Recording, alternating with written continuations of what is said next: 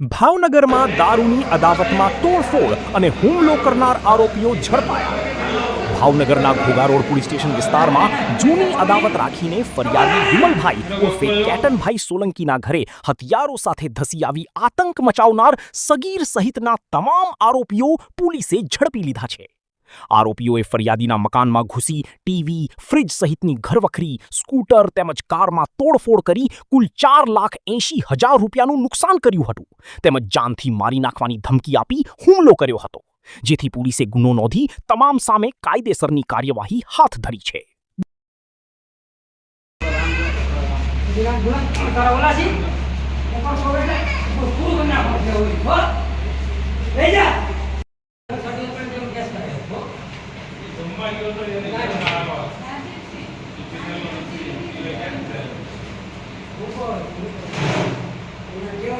Ready?